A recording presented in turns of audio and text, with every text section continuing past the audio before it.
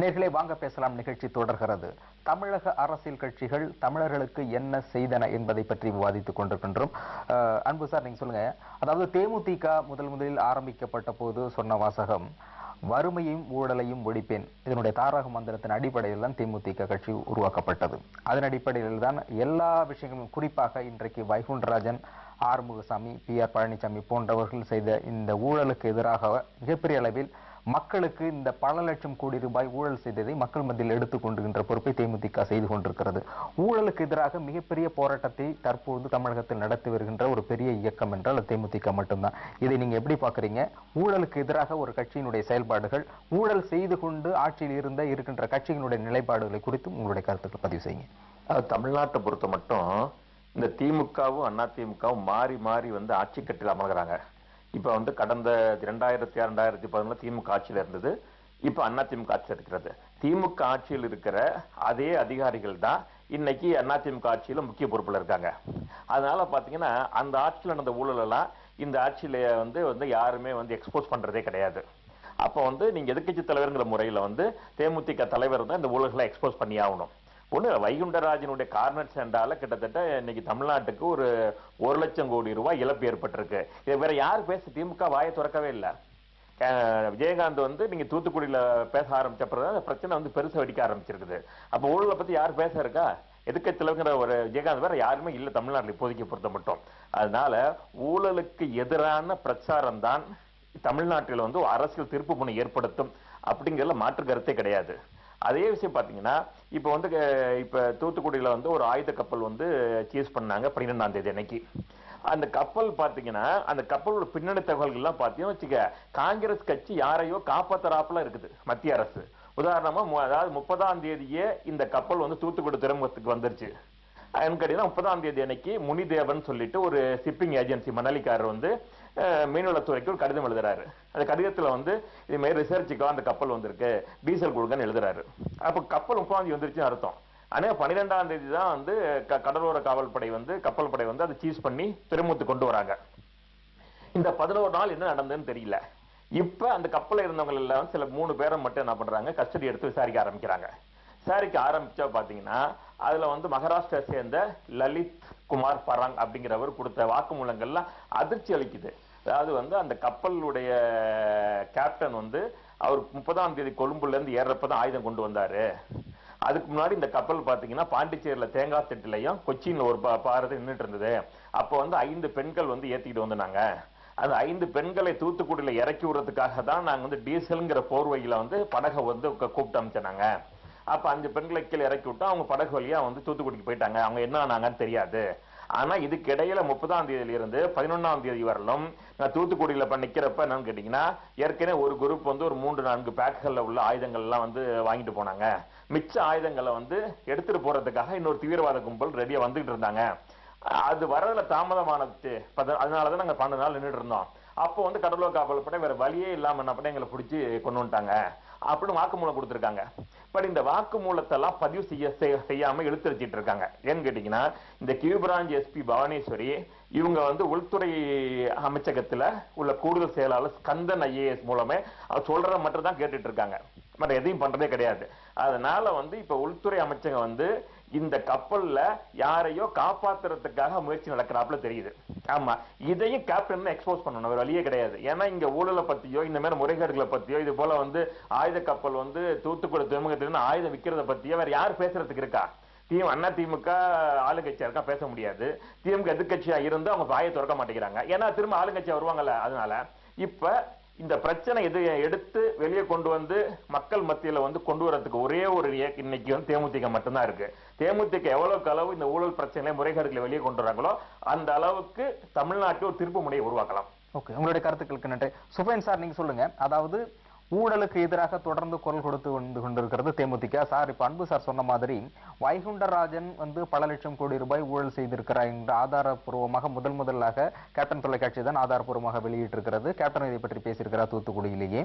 அதே போன்று இதில் முக்கியமாக வைகுண்டராஜன் ஜெயா டிவியினுடைய பங்குதாரர் என்று இன்றைய தமிழக முதலமைச்சரே ஸ்டேட்மெண்ட் கொடுத்திருக்காங்க. ஆக ஒரு பல லட்சம் கோடி ரூபாய் கொள்ளையடித்த ஒரு மாஃபியாவினுடைய தலைவராக இருக்கக்கூடிய வைகுண்டராஜனுக்கு இன்றைய அதிமுகவும் அன்றைக்கு ஆட்சி பொறுப்பில் இருந்த திமுகவும் உடந்தையாக ஒரு வகையில் இருக்கிறது. எனவே இதை பற்றி வெளியில் சொல்ல முடியவில்லை. ஆனால் தேமுதிக தொடர்ந்து யார் தவறு செய்தாலும் ஊழல் செய்தாலும் தொடர்ந்து அவரை பகிரங்கமாக மக்கள் மன்றத்தில் எடுத்துரைத்துக் கொண்டிருக்கிறது. இதை பற்றி உங்களுடைய கருத்து என்ன? வாழ்த்துக்களோடு என்னுடைய உரையை பதிவு செய்ய காத்திருக்கிறேன். இன்றைய அரசியல் சூழ்நிலையில் திரு விஜயகாந்த் அவர்கள் இன்றைக்கு டெல்லியிலே சென்று தமிழருடைய நலனுக்காக அவர் நீண்ட ஒரு உரையாற்றியிருக்கிறார். அது வரவேற்கிறது. கிட்டத்தட்ட அந்த உரையிலே 15 லட்சத்திற்கு மேற்பட்ட மக்கள் ஒரு அடிப்படை தேவையில்லாமல் டெல்லியிலே போராடி இருக்கிறார்கள் என்பதை அவர் சொல்லியிருக்கிறார். அடுத்து ஒரு உலகளாவிய பார்வையில் இந்தியா எப்படி நடந்து கொள்ள வேண்டும் என்பதை காமன்வெல்த் போன்ற மாநாடுகளில் இந்தியா கண்டிப்பாக கலந்து கொள்ளக்கூடாது என்பதையும் அவர் பதிவு செய்திருக்கிறார் நேற்று புறப்படுவதற்கு முன்னால். 1 2 மூன்றாவது, இந்த ஒரு நிலைப்பாடு தமிழ்நாட்டில் தனக்கென ஒரு வலுவான நிலையை திரு விஜயகாந்த் அவர்கள் பதிவு செய்திருக்கிறார் என்பதைத்தான் நாம் அரசியல் ஒரு பத்திரிகையாளராக அவதானிக்க முடிகிறது. அது மட்டுமல்லாமல் தமிழ்நாட்டில் திராவிட முன்னேற்ற கழகமும் அனைத்து இந்திய அண்ணா திராவிட முன்னேற்ற கழகமும் பரஸ்பரம் ஊழலை பற்றி பேசுவதற்கு எந்த விதமான அடிப்படை தரச்சான்றிதழ்களும் அவர்கள் பெற்றிருக்கவில்லை. உதாரணத்திற்கு கேட்டீங்கன்னு சொன்னா, மரியாதைக்குரிய மாநில முதல்வர் செல்வி ஜெயலலிதா அவர்களின் மீது சொத்து குவிப்பு வழக்கு இன்றைக்கு நடந்து கொண்டிருக்கிறது. அந்த சொத்து குவிப்பு வழக்கிலே ஒரு ஆச்சரியமான விடயம் என்னவென்று சொன்னால், குற்றம் சாட்டப்பட்டவரே நீதிபதியை மாற்ற வேண்டும் என்பது சொல்லுகிறது. வரலாற்றிலே உலகத்தில் எங்கும் நடக்க முடியாத ஒரு சம்பவம் என்பதை இந்த நிகழ்ச்சியிலே நான் பதிவு செய்து கொள்ள கடமைப்பட்டிருக்கிறேன். முடிகவுடர் அவர்கள் சொல்லிருக்கிறார், வருகிற 30ஆம் தேதி ஜெயலலிதா அவர்களும் அவருடைய பரிவாரங்களும் அப்பியராக வேண்டும் என்ற ஒரு தீர்ப்பை அவர் ஒரு அனுமதியை அங்கு மறுபடியும் பதிவு செய்திருக்கிறார். அதனால பரஸ்பரம் தமிழ்நாட்டில் எல்லா குற்றச்சாட்டுகளுக்கும் திராவிட முன்னேற்ற கழகமும் அனைத்து இந்திய அண்ணா திராவிட முன்னேற்ற கழகமும் பொறுப்பாக அனைத்து விடயங்களிலும் சமபங்கு வகிக்கிறார்கள் என்பதை நாம் பார்க்கிறோம். இந்த நிலையில வரக்கூடிய எல்லா விஷயத்திலும் எதிர்மறையான கருத்துக்களை, ஏற்றுக்கொள்ளக்கூடிய கருத்துக்களை திரு தேசிய முற்போக்கு திராவிட கழகத்தினுடைய திரு விஜயகாந்த் அவர்கள் எடுத்துரைப்பது தமிழ்நாட்டுடைய வாக்காளர்களிடத்திலே ஒரு மாற்றத்தை ஏற்படுத்தக்கூடிய ஏராளமான வாய்ப்புகள் இருக்கிறது. இதன் அடிப்படையிலே தான் அவர் மணல் குவாரிகளுக்கு எதிராகவும் தமிழ்நாட்டில் நடந்த அனைத்து ஊழல்களுக்கு எதிராகவும் எல்லா கூட்டங்களிலும் அவர் பதிவு செய்து வந்து கொண்டிருக்கிறார்.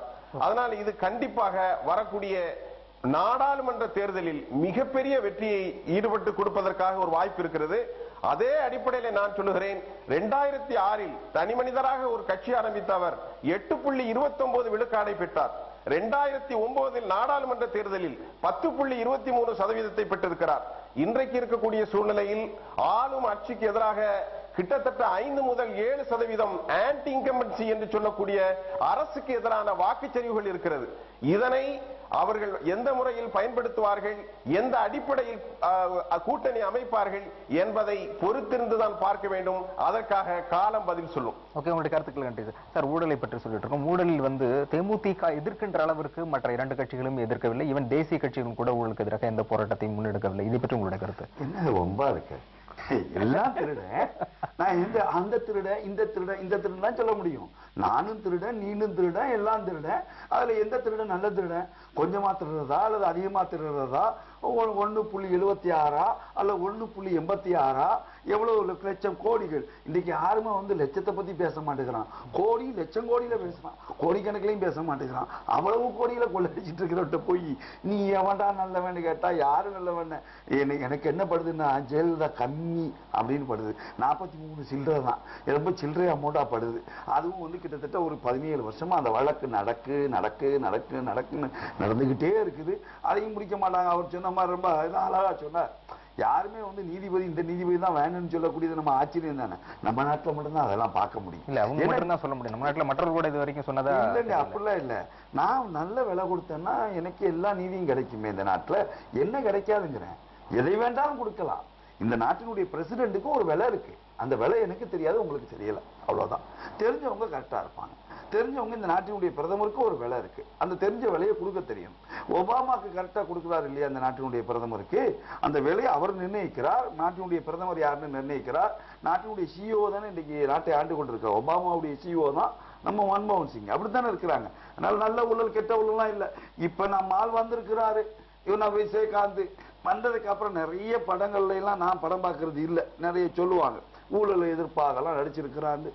இவர் இன்னும் இந்த போராட்ட களத்தில் முன்னெடுத்து செல்லணும். இது சொல்லி அறிக்கை விட்டுட்டு அங்க போய் கூட்டம் போட்டுட்டு இங்க போய் ஆர்ப்பாட்டம் அதெல்லாம் இல்ல, இதற்கென்றே செல்லுங்க. இன்னும் உங்களுக்கு உங்களோட தூத்துக்குடியிலாக வைகுண்டராஜனுடைய பிரச்சனை பல லட்சம் கோடி ரூபாய் ஊழல் என்ற குற்றச்சாட்டு தூத்துக்குடியில் வசிக்கின்ற அந்த புறத்தில் இருப்பதனால் அதே இடத்தில் பொதுக்கூட்டத்தை போது, அதாவது சிங்கத்தை அதன் குகையில் சந்திக்கின்றது என்பது போல அதே இடத்திலே அவங்க பகிரங்கமாக. வைகுண்டராஜன் நீங்க தப்பா சொல்றீங்க. அவர் வந்து மண்ணை அவ்வளவு மதிக்கிறவர், செருப்பு போட மாட்டார் தெரியுமா? ஏன்? மண்ணுதான் அவருக்கு சோறு போடும்.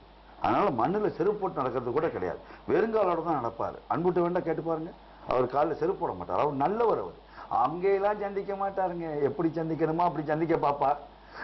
கேப்டனுக்கு நல்ல விலை இருக்கிறதா என்று பார்ப்பார். கேப்டனால் வாங்க முடியுமா என்று பார்ப்பார். வாங்க முடியவில்லை என்றால் கேப்டனை மிரட்ட முடியாது, ஏன்னா ஆள் பலம் இருக்குது, இங்கேயும் தொண்டர் பலம் இருக்குது, மிரட்டவும் முடியாது. அப்புறம் மூன்றாவதாக என்ன செய்யலாம், ரெண்டு கட்சிகளை வைத்துக் கொண்டு கேப்டனை நெருக்க முடியுமான்னு பாருப்பாரு, அதை பார்ப்பாரு. ஏன்னா எல்லாத்தையும் விட மதியுவீங்க சம்பாதிக்கிறவங்க. அதனால மூன்றாவதா இன்னொரு களம் அமைப்பார். முடியவில்லை என்றால் கேப்டன் சரண்டர் ஆவார். ஏதாவது ஒன்று நடக்கலாம். அதற்கு முன்னாடி கேப்டன் உஷாராகி இது எல்லாத்தையும் வெளியில கொண்டு வந்தாருன்னா அவருக்கு மாட்டு மக்கள் ஐயோ இவர் தான் நல்லவர் அப்படின்னு பார்ப்பான். சார், ஊழல் எதிரான கருத்துக்கள், அதிலும் குறிப்பாக தொடர்ந்து இந்த கட்சிகள் மாற்றி மாற்றி ஊழல், அதே போன்று இலவச திட்டங்களை தொடர்ந்து அறிவித்துக் கொண்டிருப்பதால் இளைஞர்களுக்கு வேலை வாய்ப்பு இல்லை. படிக்கின்ற இளைஞர்கள் சரியாக படிக்க முடியவில்லை. அப்படியே படித்து வருகின்ற பொழுதும் அவர்களுக்கு வேலை வாய்ப்பு இல்லை என்கின்ற தமிழகத்தில் பல்வேறு குற்றச்சாட்டுகள் இருக்குது. இதற்கு உங்களுடைய கருத்து என்ன, பதில் என்ன? அதாவது திமுக அதிமுக ரெண்டு கட்சிகளுடைய செயல்பாடை நம்ம நீண்ட